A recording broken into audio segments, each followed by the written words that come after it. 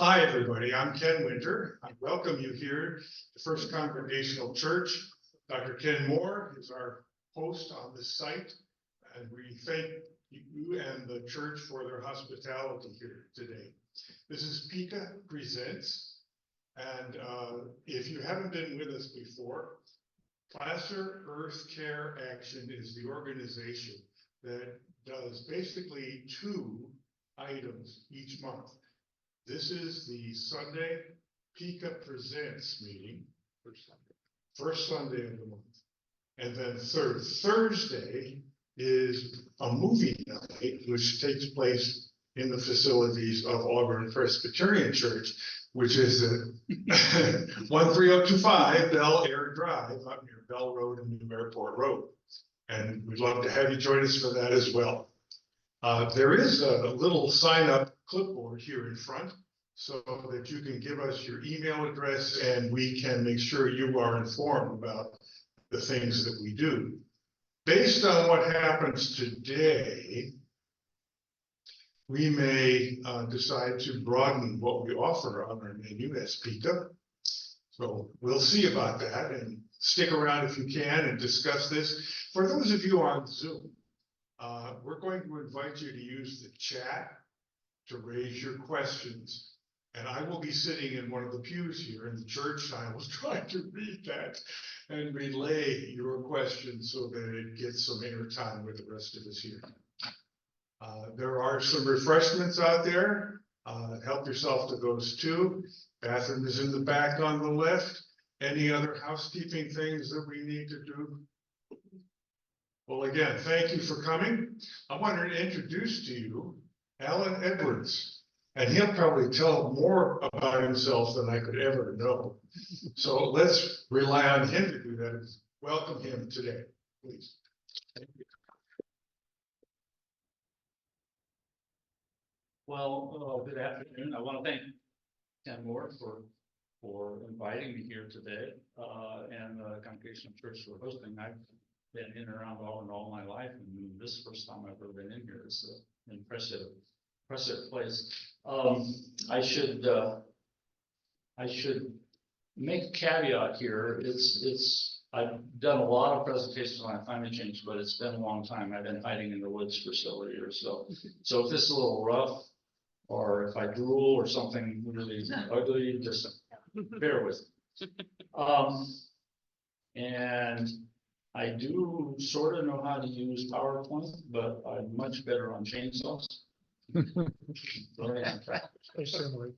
So climate change, it's hard to be upbeat because we're constantly getting bad news about it. I'm not here to give you some sort of false hope on climate change or to pitch some miracle that's going to fix it. I have strong opinions. I've been studying it for a long time, but my opinions are based on my years of study and not on some ideology or irrational optimism. I've gone through probably the same emotional roller coaster or similar one to a lot of you guys on climate change. And I'm guessing, we've been through kind of some similar emotional experiences. And in spite of what I think are probably some pretty hard times that we're going into, I have found a way to have purpose and hope. And I'm hoping to offer both of those to you today. So I should explain who I am and why you would have any reason to listen to me. I started studying climate change back in the mid-1980s when I was a resource economist and a policy analyst for the California Energy Commission. In 1988, the state legislature directed the commission to do a study on how climate change would affect California in the future. And I organized and managed that effort, and ultimately I was the principal author of the report that you see up on the screen. That was published in 1989.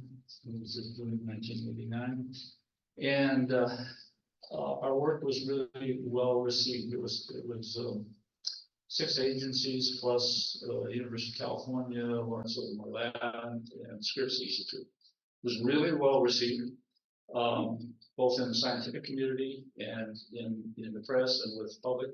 But it gained the attention of conservative politicians in the governor's office. That was during the McMahon administration. And they eventually shut the program down. I continued to study the issue while I was still there, and then after I retired. Come on in, and if you sit close to the screen, it's easier to see. Anyway, I continued to study it. I spoke, I wrote, I tried to convince anybody who would listen that we all needed to do something of substance on climate change. Alan, what's the title of that report? Beg pardon? What was the title of the report? I couldn't read it. The title is The Impacts of Global Warming on California. We're state agency. We never did use imagination for anything. But it was interesting because we were looking at what would happen with a 3-degree warming. And we went through various aspects of hydrology, the hydrologic impacts, the silvicultural impacts, the agricultural impacts, and so on and on. And we missed the mark. We were way too conservative. What we're seeing now is that the impacts are much more significant than what we were expecting, and they're happening sooner than what we expected. We didn't expect to see the impacts that we're seeing now until at least mid-century. So, I don't want to spend much time on the science of climate change because I think because you're here, it kind of indicates that you know that. This is a really wonky picture that's way too far away, and it's the science of the greenhouse gas effect. Unless somebody really wants me to go into that, I'm gonna ignore that. You're all shaking your heads. I know you're interested, but you're being informed. Can you see that? What this is projections, scenario projections of climate heating that were done by IPCC, is the Intergovernmental Panel of Climate Change. It's the United Nations kind of central organization on climate change. And the reason I wanted to show it to you, 2 reasons really. One is, we'll see if I can do this. Let me get mine. Yeah, maybe. So there are a range of scenarios here, but the important thing to keep in mind is that we are now on track to follow basically the upper line of that range, and we have been for some time, and that puts us to having by mid-century unexpected warming of something in the order of plus or minus 3 degrees Celsius, which would be 5 degrees Fahrenheit, something like that. And then by the end of the century, whoa, is that really? Well, here we go. By the end of the century, more like 5 degrees Celsius, 9 degrees Fahrenheit. And what often happens when you see climate change analysis is they go out to 2100 and they stop. It's like the world ends at 2100. But climate change will still keep going, and these scenarios kept going. So out by 2300, on the path that we're on now, the global warming would be approximately 12 degrees Celsius, so that's like 1.5 degrees here. You don't want to fry eggs in your kitchen without the stove. What's causing all this? As I'm sure you're all well aware, it's greenhouse gases. This is a graph of the principal greenhouse gas, anthropogenic greenhouse gas, which is carbon dioxide. These are these are readings that were taken at Mauna Loa, top of Mauna Loa Mountain in Hawaii, where there's no interference from other atmospheric problems. And they started in 1957, and they're still taking them today. And you notice that it just keeps going up. The sawtooth effect that you see there is because in the springtime in the northern hemisphere, plants start growing and they pull in carbon dioxide out of the atmosphere. And in the fall, it does the opposite. They lose their leaves, and so they exhaust carbon dioxide back into the atmosphere. But as a general trend, it just keeps going. And CO2 is one of the greenhouse gases. Methane and fertilizer, nitrous oxide, refrigerants. There's a whole bunch of others. And what is causing that? Actually, the greenhouse gases are a symptom of a problem, not a cause. Are you having trouble hearing me? I'm so sorry. I get excited and then there's no telling what happens. So the cause is our overconsumption. The things that we buy from the global industrial market economy those are in various ways, either directly or indirectly, causing the problem. What does climate heating actually mean for us? Well, if you've been following the news, you know that there's a heat dome coming to the Sacramento Valley starting Tuesday, actually. There's been a heat dome over central Mexico. They've had record heat for this time of year in Mexico City. In Delhi, India, they reached temperatures over 126 degrees Fahrenheit in the last few days. Record temperatures, which I can't imagine how people there, many of whom do not have air conditioning, how they can possibly survive. And some of them are done. Of course, there's wildfires. Wildfires are something we're more familiar with. This is an image of the mosquito fire up in the American River Canyon a couple of years back. That was really a very small fire by recent standards. That was 77,000 acres. The Dixie Fire further to the north was just short of 1 million acres. And we expect more of those megafires and more frequently.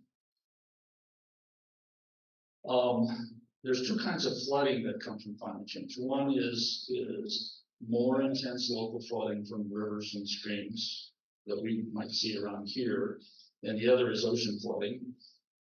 We've already had a 9-inch rise in sea level since the rise of the industrial economy. They're projecting up to 7 feet total by the end of the century, and it just really depends on what happens with where it goes beyond that. If we melt all the ice, it's 217 feet. I think that the ocean level would rise, but that would take a year or two. The flooding has a lot of impacts, but one of the big ones, and you're going to see me time and time again coming back to food. Flooding, particularly ocean level flooding, but riverine flooding too, really affects food supply. So the flooding in the Ganges River and the Irrawaddy River in Asia affects food supply, and the rise in the ocean level in those great deltas. Those deltas are superbly rich in agricultural production, and when you start flooding it out with ocean water, all that's gone. There's the other extreme, which we are seeing more and more, and that's mega drought. So we have had droughts during the last 2 decades, some back before then, but those are nothing compared to what is expected here. Those also kill our food crops or cut down on production, and all of this reduction in food production starts hitting us close to home. And eventually it's not just an inconvenience. It's not an inconvenience for a lot of people right off, but eventually for us here, I think it won't be an inconvenience here, because this community by the way, produces just a tiny fraction of its own food. The thing we have left in farming is some boutique vessel farms and a few orchards, and that's it. So we rely on outside for our food supply, and if the outside doesn't have it, then we're not going to get it. There are layers of tragedy that are building. These are images from a recent famine in the African Sahel. More people are going to need to move to survive. So right now there are 75 to 100 million refugees in the world. Over half of them are directly related to climate change. By mid-century, we think that there's going to be something in the order of 1 billion, mostly climate related. And by the end of the century, up to 2 billion, perhaps even more than 2 billion. And they're coming here as well. This is an image of our border with Mexico. We know about this. I mean, this is in the news. It's no surprise. These refugees they bring a lot of issues, but one of the big ones and the more terrible ones they can bring is war. This is an image of the Syrian civil war, and that's kind of a classic example of a drought-forced civil war. They had a serious drought in Syria, much of which is agrarian, and the farmers were forced off of their farms by the drought and into the cities. The government didn't respond very well, and it resulted in the Syrian war. That in turn has resulted in something like 5 million people fleeing the country and mostly going to Europe. And the political perturbations of that refugee migration into Europe are still happening. Then there are diseases, lots of them, big ones and little ones. Mosquitoes are just one of many vectors for diseases. The ones carrying the worst diseases like malaria, dengue, and yellow fever are subtropical. And as the climate gets warmer, they are able to get closer and closer to us. And let's not forget about economics. This was a study, it's a draft study that was published in the Guardian newspaper back last week, I think it was. And what the authors concluded was that a 3 degrees Celsius warming, remember I said mid-century we're heading towards about 3 degrees, will bring a 50% drop in global GDP and capital outlay. Just for comparison, the Great Recession, 2007 to 2009, caused a 4% drop in US GDP and a 10.6% unemployment peak. And the Great Depression, I know you can read this, but I'm having fun reading it because I'm the Great Depression caused over a 25% reduction in GDP and a 36% peak in unemployment. So imagine what a 50% drop would do. Or you probably can't imagine. I can't imagine. I'm a recovering economist, so. And our problems are actually, even with all of that, they're more complex than most of us might imagine. I'm really going to get wonky here, and I'm sorry about that. You can't read the writing, but this set of graphs is from analysis done by the Sloan Institute at MIT. And what that analysis they've been looking at that since the mid-1970s and refining their models, is it looks at all the world's resources and how fast they're being consumed and how they're being used. And it does projections on how the resource use and the resource depletion is going to affect the economy. And this particular scenario is actually it's not their primary scenario. Their primary scenario had half the resources that this one shows. And they got a lot of criticism saying that, well, technologies are going to improve, we're going to get better extraction. So they just arbitrarily doubled the resources that they put into their model. And this is what came out of it. Let's see if I could get here. And again, What I focus on is food. So this line is the food line. And it peaks, they're showing it, the food production, global food production peaking sometime within the next 10 years, and then dropping off significantly. Population peaks slightly after that and drops off significantly. What I want to point out is, so population is expected to peak in sometime in the early 2040s, something like that. The global population might be 8.5 billion by then.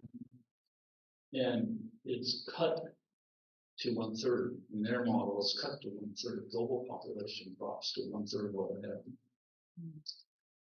And that's pretty haunting.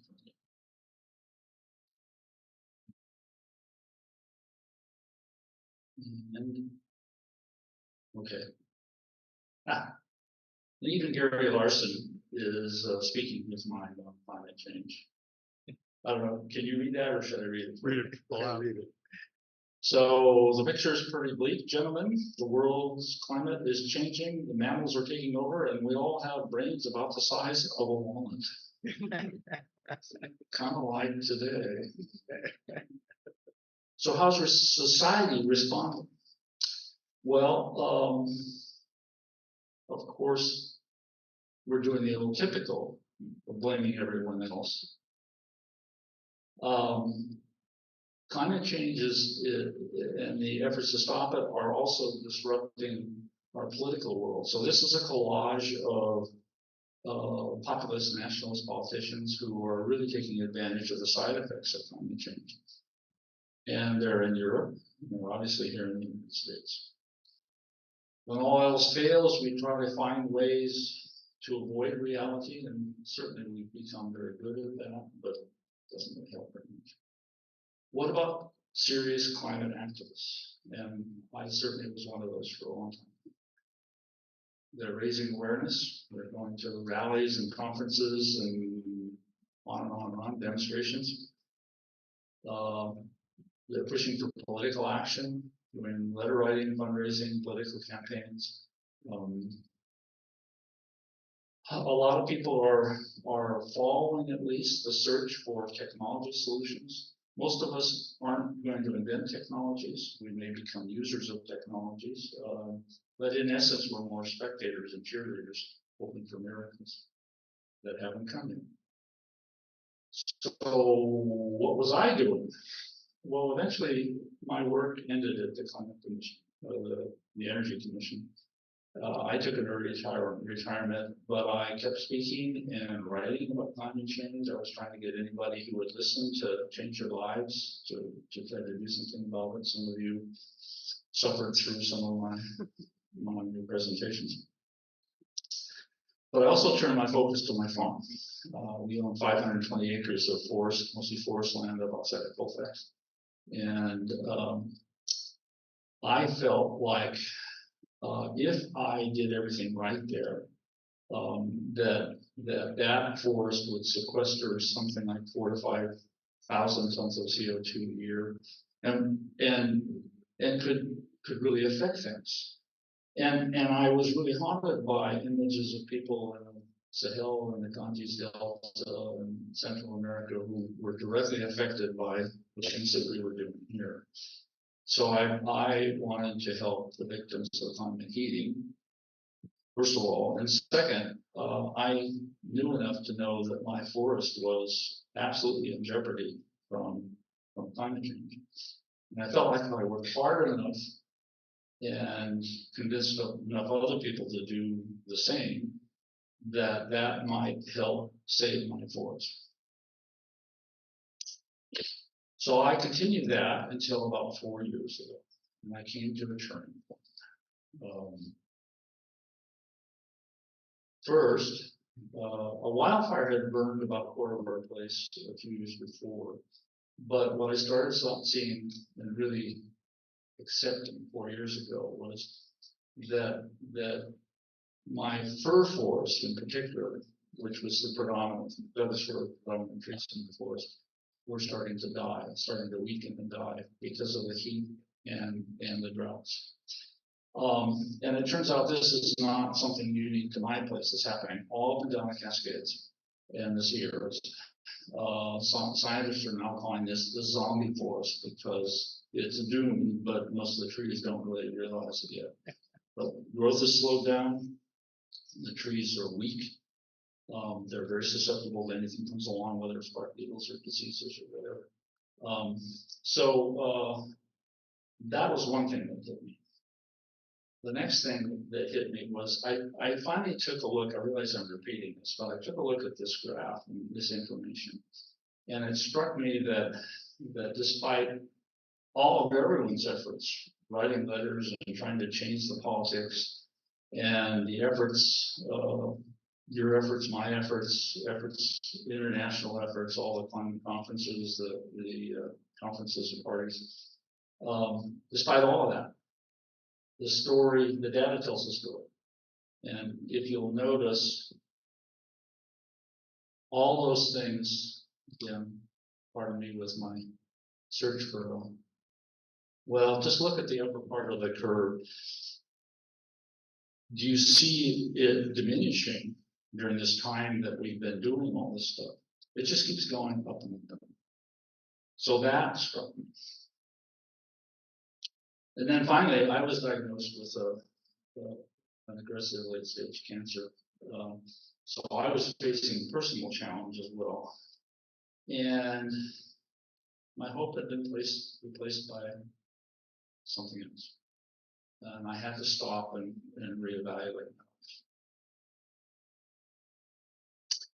My family thought that I should, some friends thought that I should kick back and take up a bucket list of some kind and enjoy what was the rest of my life. But I had lost my hope. In my path of finding hope, I didn't feel it was going to be in some self-indulgent bucket list. For that, I had to redefine my hope.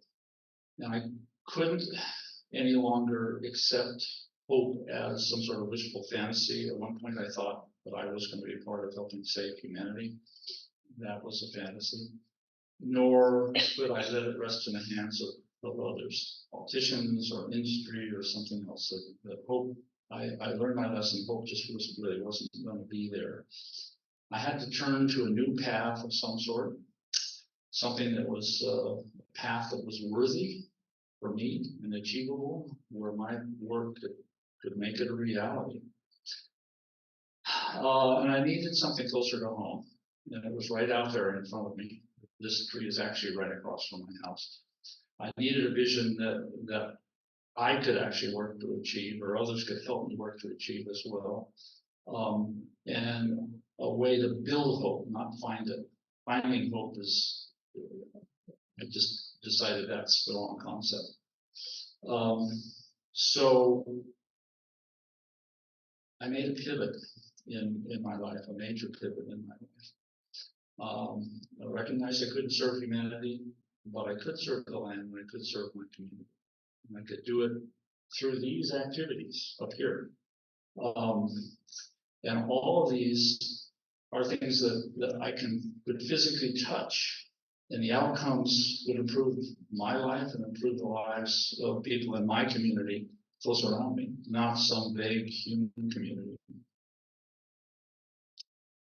So this transformation, this different path that I chose to take, it starts with ancient knowledge that the native Californians gained over thousands of years of managing this land that we live on and being able to bring a living out of this land.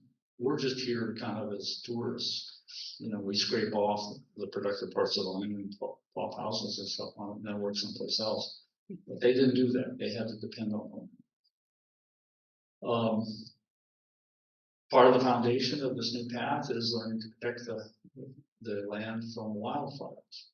And in that, I am fortunate to have mentors that really thoroughly know both land restoration and fire ecology. This is Chris Paulus. He's a master fire practitioner. He's a retired Cal Fire Battalion chief, but he's one of the best broadcast burn, control burn practitioners in the North State, and is an expert in land management. He happens to be a good friend and a neighbor. He lives just over there. The Placer Burn Association has provided trainees. They come up to our land and do training burns, whether at the same time. They help get a lot of land protected from wildfires and have helped me learn. We've had something like 23, 24 broadcast burns in the last 2.5 years up there. I have friends in a circle of experts that have helped me learn regenerative farming skills. Basically, this has been something that knowledge I've been building up over the past 5 decades of conservation and organic farming, learning from the experts. I do need to polish up on some old skills. I think next time around I'm going to get a smaller horse. But the idea of animal power is still very appealing to me. And I'm learning new skills. So this is something I did a few years back, learning permaculture design. I have volunteers. I've attracted them. God knows why they come up and work so hard. They do on a regular basis, come up and work and help. They're helping me make this vision come to a reality. And this has all led to a shift for me to a really new philosophy from production forestry to sustainable forest garden. I've spent most of my adult life trying to grow trees for the timber industry to serve the sawmills. This is really radical, turning away to using the forest as maybe principally a place to grow food is refreshing. It's a shift in my philosophy. So what I'm after is being able to get away from things like solid production and into food production, getting away from the plantation trees that are intended to feed the logging industry. This is a mono culture of monosyl pines. And I really don't want to be supporting industry because they're, in my opinion, they're the genesis of a lot of our problems, particularly in climate change. But maybe I can go for these trees. These are oak trees. They produce food and just a wealth of ecological benefits. And this new approach can lead to a whole bunch of new values from the land for our local community. Food, building materials, energy, it's all there. All it takes is a little bit of work. Ken looks at me, says a little bit. And the shift to a new land ethic that this is actually an image of a meadow that we're restoring. So we're again moving from production forestry to land regeneration, trying to atone for some of the sins of past treatment of land. This meadow was probably started its course of degradation during the gold rush when they put pigs in. And there's deeper values in where I'm going. The land holds many treasures, and we need to explore and find those treasures, and they're truly marvelous when we get there. All of this because the bottom line is we need to preserve a place and protect a place for our generation. This is before I grew my beard. Of course, already had them. And for new generations. For what's coming around us, because they need a place to more than we do, actually. So this is my way of coping with climate change. It's a way that might appeal to some of you. There's room for you if you're up for it. I want to mention that this is essentially a project. All of what I've been talking about in my turning, we're proposing as a project to Placer People Faith Together as a project under their umbrella. So we're in conversations with them about that, and it's looking very promising. But we'll see. We're not there yet. This work is not for everybody. It does take work. It's not just, we have wonderful conversations out there in the forest, but we do work, so it does take sweat. Sometimes we singe ourselves a little bit in fires. But it's real action. It's not talking about action. It's not trying to raise awareness. We're aware, and we're really doing stuff. So that's what I have to offer. I want to thank you for your patience. I'd be happy to answer questions, or if you have answers, listen to them. I'm going to put this up because in case you want to contact us and get involved in this, you can take down this information. There's also a sign-up sheet over there that you're welcome to sign. If there's enough interest, we'll have a tour of at least our place. We're actually working on two properties. We're working on our property, and then we're working on property outside of Auburn, 50-acre mix of oak woodlands, catalog around oak woodlands, and abandoned farms, and see what we can do with both of those. That's where we are. Yes.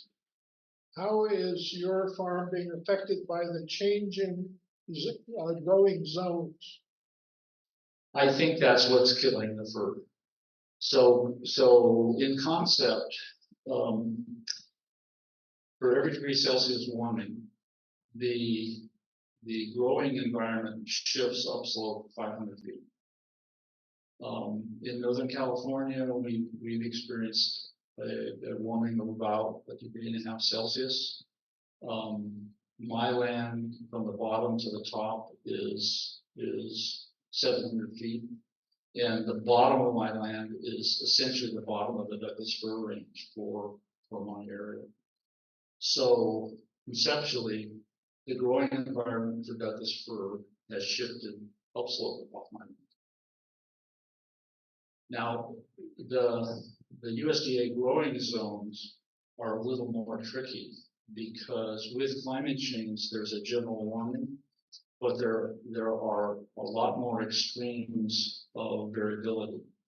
So we're getting more hot.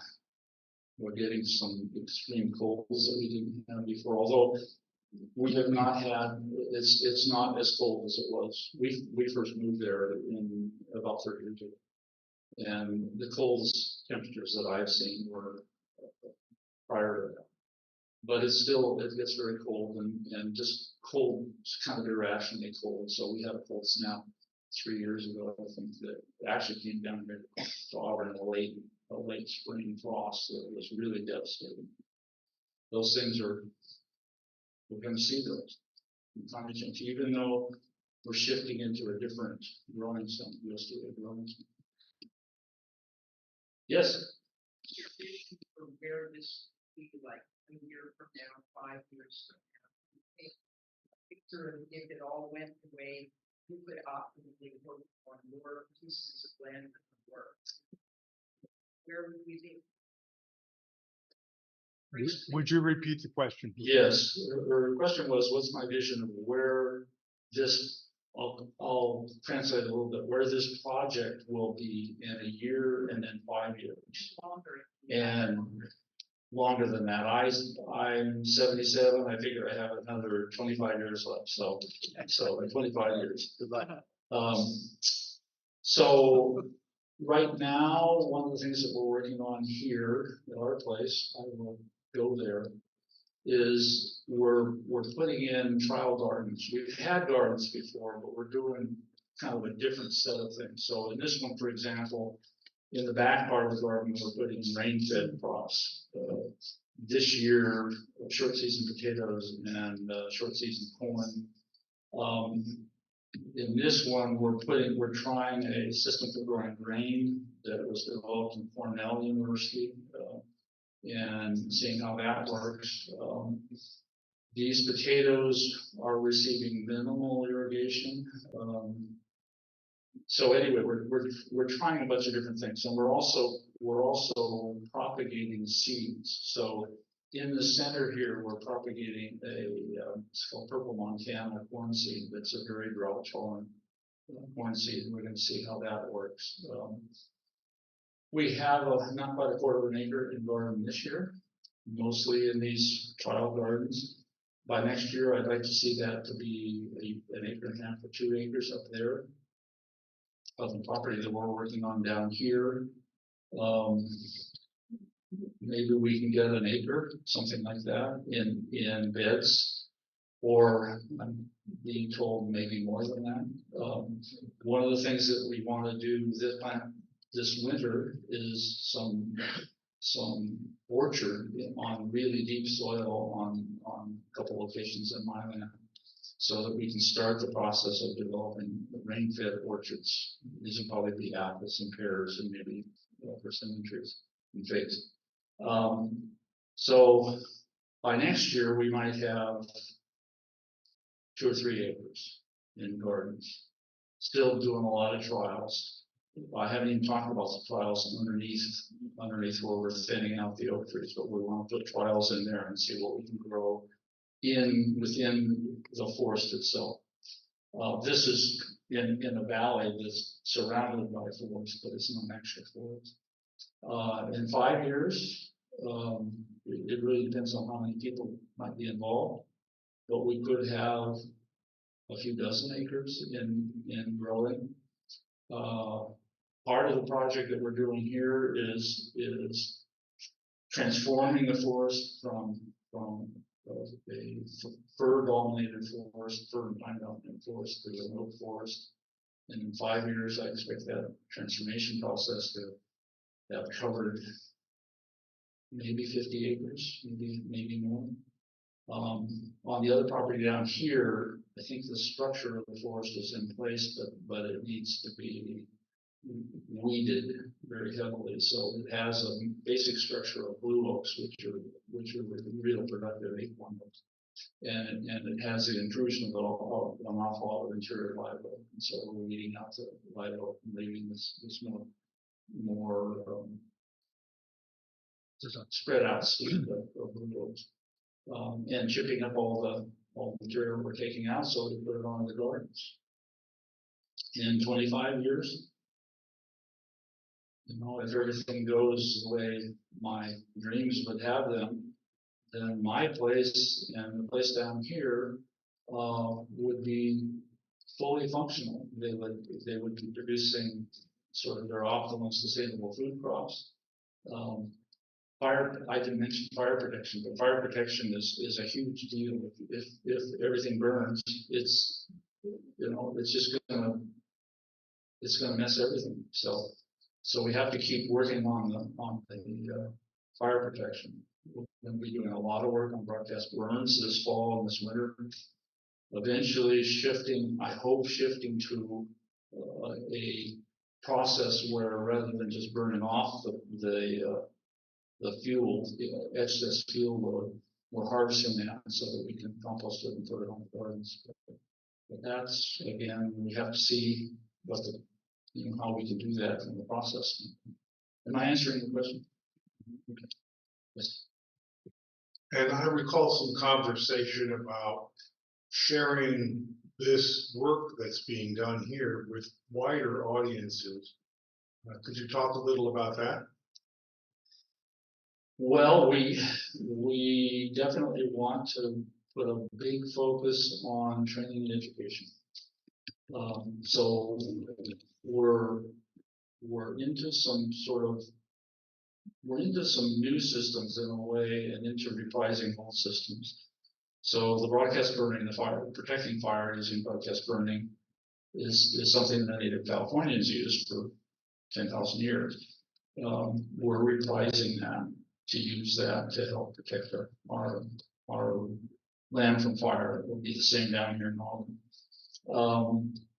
On the foods, the dryland farming is not something that's been done here really in 125 years.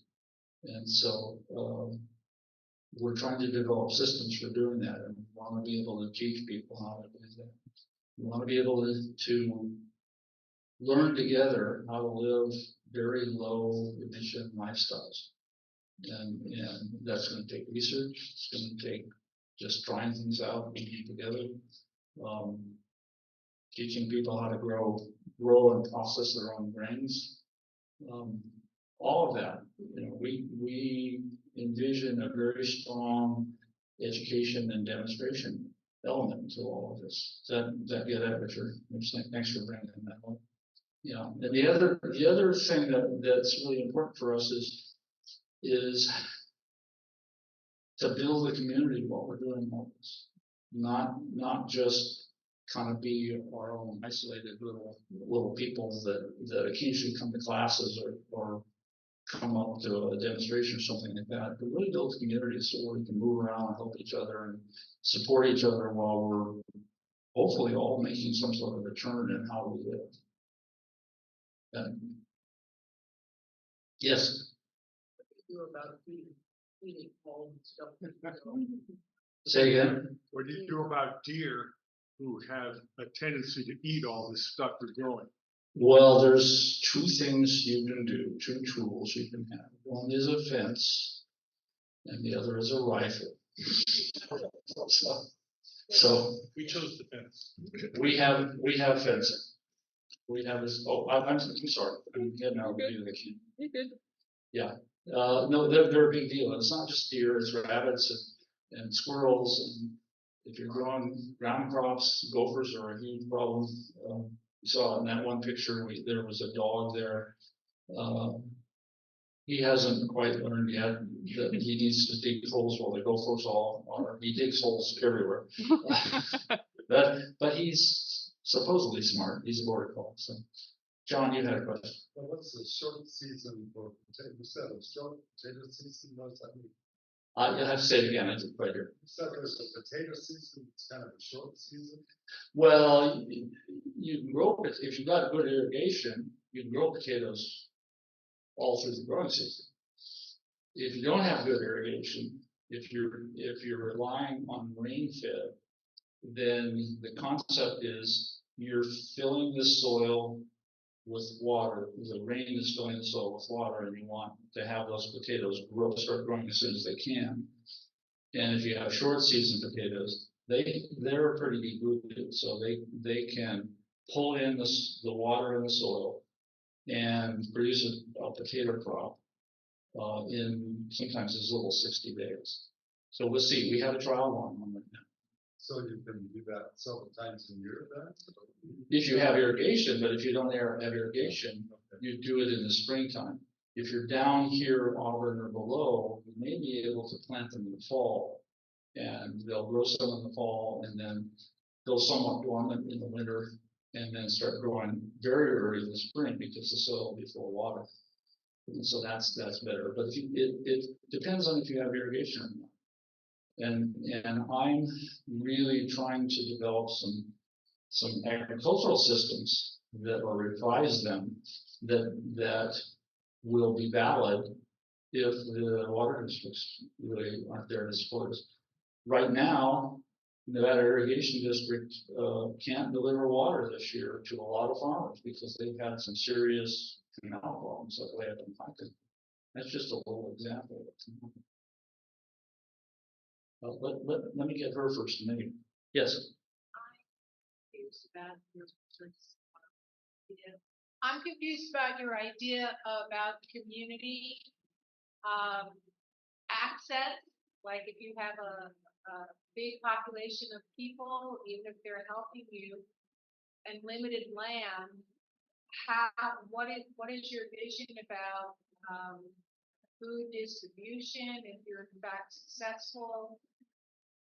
Those types of questions. I would invite you to help us work it out because that's a huge issue. Growing the food is a big issue, and that's kind of where my head has been. But once you have food, and if there's not a lot of food but you have it, then you'll have a lot of people that want it. That may be what you're getting at. Yeah. What do you do? And the best answer that I can come up with is grow just as much food as you can so that you can serve those people. And teach them to grow their own food. Right. So one of the projects that we have that we've started is growing seeds so that we can hand out packets of seeds to people. It doesn't help right now, but we can hand them out seeds, help them learn how to grow those seeds into crops, and then they're more self-reliant. But that's a huge deal. It's very complex. Um, it's, to put it bluntly, the way some people put it to me, well, what are you going to do when the hordes come up from the city and want your food? Well, as much as I can, I guess, because I'm not really, I may shoot the deer, but I'm not going to shoot the people. So that was essentially my question. I'm just curious, are you producing enough now, and what do you produce anything now, and what are you producing? What are you doing with it? So, Would you repeat the question, please? yeah, the question was, am I producing anything now? And what am I doing with it? And the answer is, for the last 4 years, I've been going in and out of cancer treatment. So my wife and I have really not done gardens. This year we're back into it in a big way. We're not going to grow all of our food this year because I'm busy experimenting on all kinds of things. But by next year, maybe. One of the things that's required, though, is not just growing it. I know how to grow wheat, and I know how to grow corn, but you've got to process it. You've got to do something with it. I know how to hand thresh wheat, but it's pretty slow. So it's trying out different processing. Very small scale processing. There are treadle powered wheat threshers and treadle powered seed cleaners that you need to buy those and try them and see, or get somebody that's local that's interested in making those. But it's all there. The technology isn't something that has to be invented. There are small wheat harvesters. I happen to have a very high quality scythe for harvesting wheat, and that's probably what I've used that before. That's what I use. Right now, though, I don't have a whole fields full of crops. I have whole forests full of acorns. Shirley, wherever she went over there, Shirley is supposed to be researching the acorns and tell us what to do with them. But we'll see. But that was the staple crop for the California Indians. That was their main source of calories. Mm-hmm. And now it's nothing, but it's there. Yes. Yes. Oh, he was first. So, yes.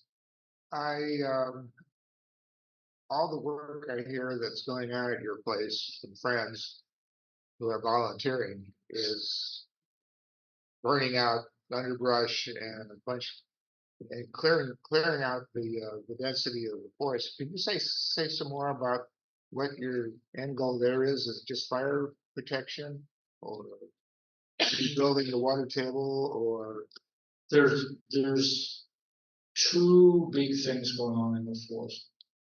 Well, three. I kept counting, there'd probably be 4 or 5. But anyway, first and foremost is protecting the forest from wildfire. And we had 100 acres burned in the Ponderosa fire back some years ago. So I know what that's like, and it just took everything, killed everything. Don't want that again. And so we're reducing the fuel load on the ground, pruning up the trees, thinning the trees, getting rid of all that fuel. That's kind of standard stuff. It's a lot of work, but it's standard stuff. Beyond that, that forest, because of climate change, because of the die-off, it needs to be transformed. It really should go from conifers to oaks. It kind of wants to go from conifers to oaks. The oak species that we have grow down to, some of them, the blue oaks grow down to the valley floor, and the black oaks, Canyon white oaks grow like 400 or 500 feet in elevation. So they have the genetic material to be adaptable down to much lower altitudes or as the environment shifts upslope to be adaptable to a much warmer environment. And that's where we want the forest to go, is to those. And that's part of the thinning is we're opening up things for those oaks that are already there.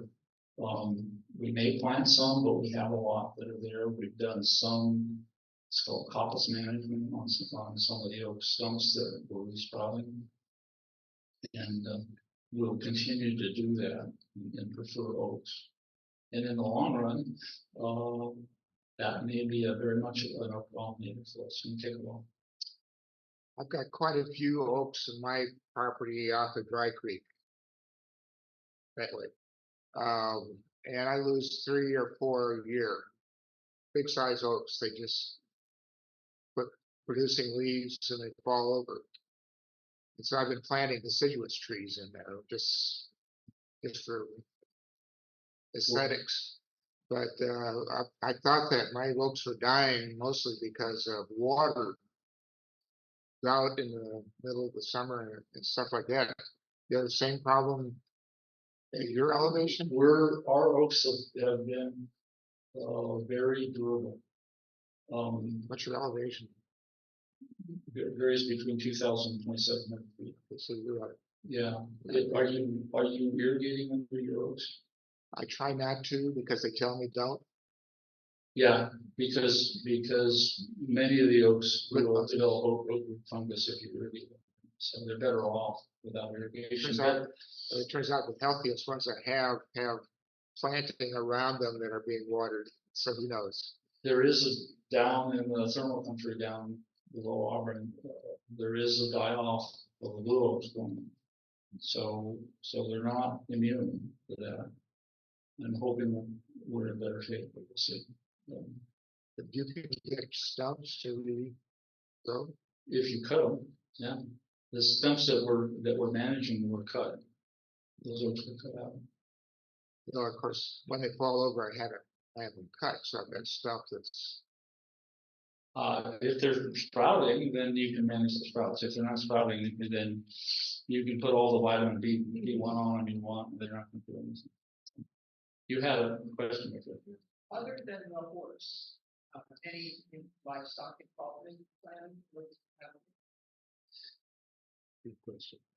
We think about it. We had meat goats. We had 120 meat goats for a while back in the early 2000s. And goats are just a hoot. I really like goats, but they're an awful lot of work. And if you don't manage them well, they can be very destructive. So I don't know. There's so much, in the regenerative agriculture conversation globally right now about the larger, heavier bison or cattle manage to. Yeah, and Alan Savory is one of those people, and he has this whole concept of thunderbird grazing or whatever he calls it, and he's got a point. and I've been through a lot of education on intensive grazing, and there's something to that. But if you're trying to do a real mixed agriculture and include livestock, then you really have to be careful that your livestock aren't just eating your crops. Yeah. So, I can tell you from experience that 120 goats can go through a field of lettuce really fast. You don't want to let them in. Great.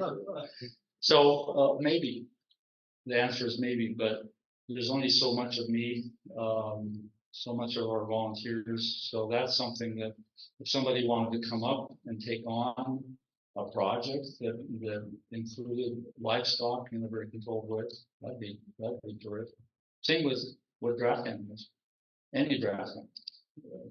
I think draft animals have tremendous possibilities, but they all take time. We have facilities that can be adapted to those, but it just takes time.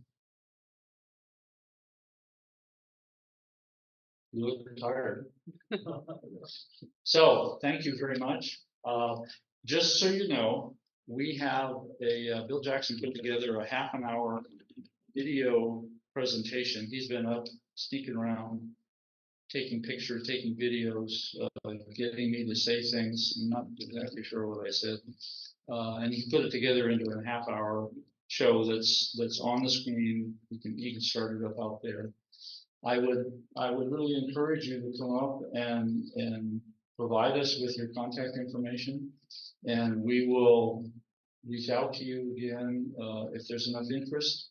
We'll have a tour of we call it the A campus, my property up outside of Colfax, and show you on the ground what we're doing, see if that generates any more interest. Because we're trying to encourage people to get involved.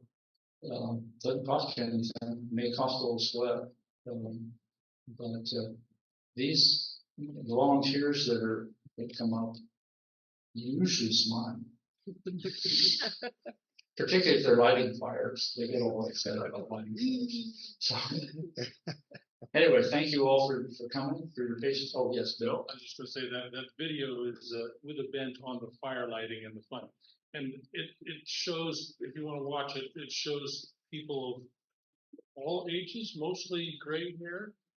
It's not for younger people necessarily. You can find a job out there watching the fire burn.